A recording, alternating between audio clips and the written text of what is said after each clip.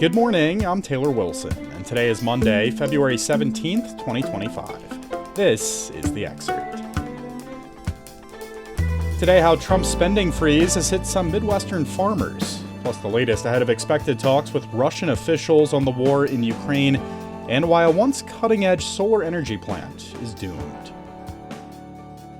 President Donald Trump's freeze on federal spending has hit farmers in Iowa and across the Midwest with millions of dollars in bills for conservation work they carried out to help improve the region's soil health and water quality. I spoke with Des Moines Register agricultural, environment, and energy reporter Donnell Eller to learn more. Donnell, thank you so much for hopping on The Excerpt today. Glad to be here. So let's just start with this, Donnell. I mean, how has this Trump freeze really impacted farmers facing millions in bills for conservation work they've done? And really, what kind of conservation work are we talking about here? Well, the Iowa Soybean Association reports that farmers who have worked with a $95 million grant program, the Climate Smart Agriculture Program, they are reporting that farmers are owed $11 million for practices that they have already put into place. So that includes things like cover crops, which if you're not familiar with it, in the fall, farmers plant or overseed things like brassicas, lots of different types of grasses that will grow in the fall. And then when the snow and the wind is blowing like a maniac, like it is right now here in Iowa, that keeps the soil in place. And then in the spring, when we get a lot of heavy rain, it will also keep the soil in place. But as well, fertilizers like nitrogen and phosphorus, which cost a lot of money, farmers want it in their fields and not to run into streams, rivers, and lakes, because that creates water pollution. And there was a firm expectation that these millions would come. Is that correct? Right. It's been a really tough year for farmers. Nationally, farmers have lost about 28% of their net income. They put the money into making these conservation practices, into adopting them and implementing them. So now they're just waiting to be reimbursed. We're hoping, that spring planting will come soon, and they're paying for a lot of products that they'll use to grow this year's crop. In the first term, Trump sent $23 billion to farmers to offset the losses that farmers experienced during the last trade war. Well, and as you mentioned, they're already facing a cash crunch, right? You mentioned that 28% number. What are some of these other recent concerns for farmers? I mean, what else is happening to them in recent months? They also have on their plate the looming threat of widespread tariffs, which during the first Trump administration really resulted in retaliatory tariffs from countries like China being the biggest one. And that really impacted our largest products that we export. Soybeans primarily, but also pork, corn. I mean, these are the countries that the president is looking to levy tariffs again, are really the biggest buyers of Iowa and U.S. Commodities and products. Well, in terms of these folks actually getting paid what they're owed, Donnell, I mean, a judge earlier this week ruled to lift the government's broad freeze on spending. What does that mean now for these farmers? And is there any sense on when they'll get paid or kind of what recourse they have going forward? Yeah, there were a lot of farmers who were in Washington talking with their legislators, trying to get a better sense. My understanding is they didn't really get a clear picture of when this money would come available to them, when those payments would start going out. They are really hoping that sometime soon that happens, given sort of the incoming bills that they will have for this year's crops. I guess I should mention also sort of this question mark about how if the federal government will sort of follow through on government spending.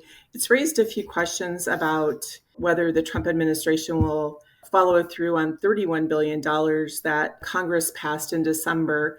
That was a combination of economic assistance combined with disasters. So that is really going to make a big difference in whether farmers are able to make any kind of profit for this year. It's going to be a really big piece of their ability to be profitable. All right. Donnell Eller covers agriculture, the environment, and energy for the Des Moines Register, part of the USA Today network. Thank you so much, Donnell. Thank you. Secretary of State Marco Rubio is expected to arrive in Saudi Arabia today. His arrival comes ahead of expected talks with Russian officials aimed at ending their war in Ukraine. President Donald Trump last week spoke with Russian President Vladimir Putin by phone, and Trump ordered officials to begin negotiations on the war. Meanwhile, Britain's Prime Minister Keir Starmer wrote in The Telegraph yesterday that he is willing to send peacekeeping troops to Ukraine when the Russia-Ukraine war ends.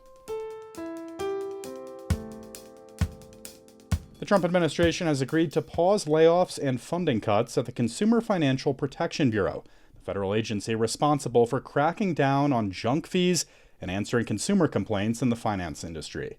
In a Friday order, U.S. District Judge Amy Berman Jackson said Trump officials had agreed not to terminate workers, delete CFPB data, or raid agency coffers, at least for now.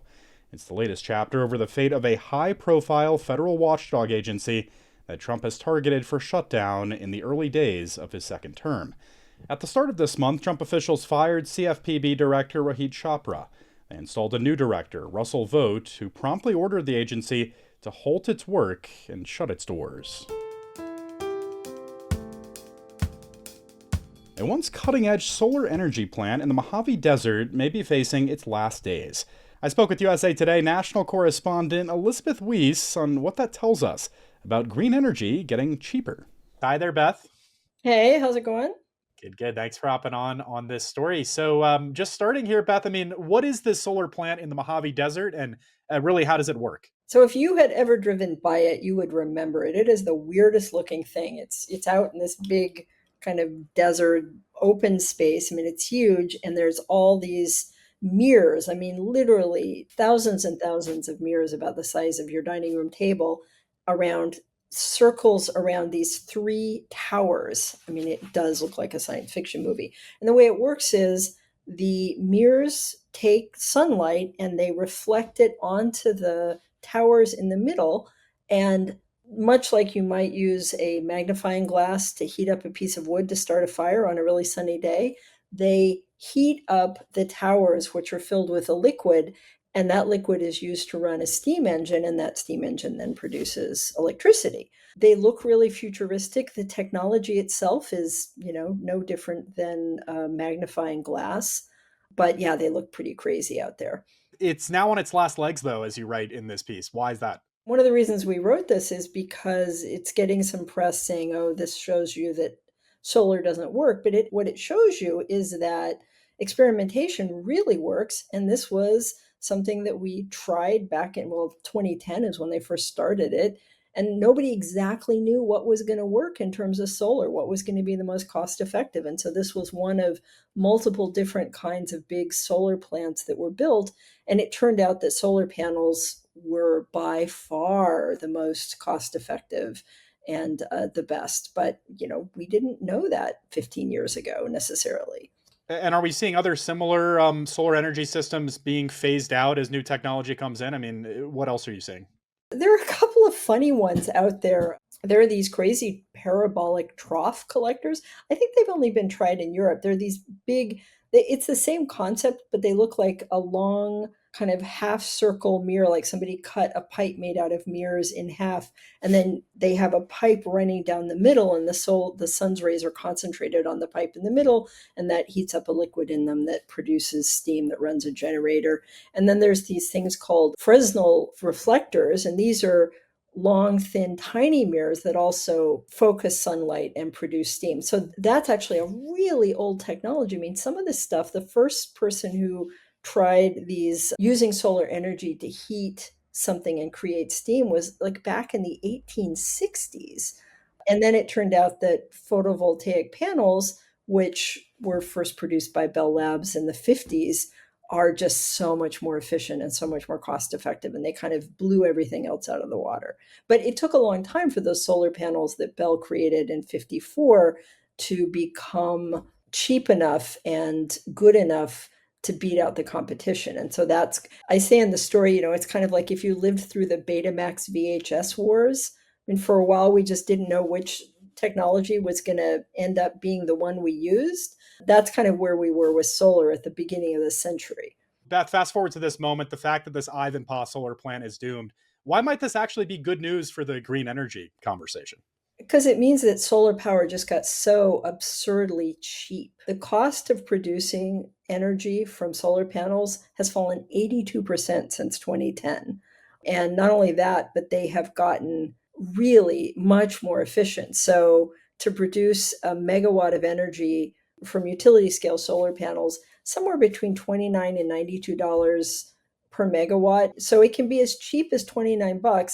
And note, those are the costs without any federal subsidies. The costs are even lower if you have federal subsidies. So solar just got so cheap that nothing else made sense. All right, great piece as always. Folks can go find the full version with a link in today's show notes. Elizabeth Weiss is a national correspondent with USA Today. Thank you, Beth. Good, as always, to be here. Today is President's Day. The holiday was originally intended to celebrate the birthday of the first president, George Washington, on February 22nd, and it's still formally designated as Washington's birthday by the Office of Personnel Management. The holiday is celebrated annually on the third Monday of February due to the Uniform Holiday Act. The act mandates that President's Day, Memorial Day, and Veterans Day occur on Mondays to avoid midweek shutdowns. You can read more about the origins of President's Day with a link in today's show notes. And today is Random Acts of Kindness Day. We've got a feel-good story you won't want to miss. When a dad of 3 took his family out for breakfast, a stranger's surprise left him in tears. Humankind's Ronnie Lee brings us this touching moment with Dr. J. Max Slaughter. 41-year-old Dr. J. Mac was enjoying a typical morning with his wife and 3 kids at their favorite breakfast spot when he asked for the check. Then this happened. I was like, okay, and we're ready for the check whenever you're ready. And the waitress was like, oh no, that's been taken care of. And I was like, what? But I read the receipt. The first thing that I saw was, thank you for being a great dad. And I just like started crying. My kids are looking at me and they're like kind of like worried about me. Like, Dad, is everything okay? Are you okay? And I was like, Daddy's just really surprised right now. And I flipped it over and I read the back. It said, from a dad to a dad, thank you for being the dad that they need you to be, regardless of who's watching. We need more men like you. Thank you for letting us all see your love for them all. From a retired Army medic. I was just so overwhelmed with emotion. I could tell when my daughter fully understood. She was like, who should we bless today? Who should we bless today? And I was like, oh man, there we go. Time to pay it forward. You can watch this story and see more random acts of kindness on the dedicated Humankind portal at usatoday.com. We have a link in today's show notes. And thanks for listening to The Excerpt. You can get the podcast wherever you get your audio. And if you're on a smart speaker, just ask for The Excerpt. I'm Taylor Wilson, and I'll be back tomorrow with more of The Excerpt from USA Today.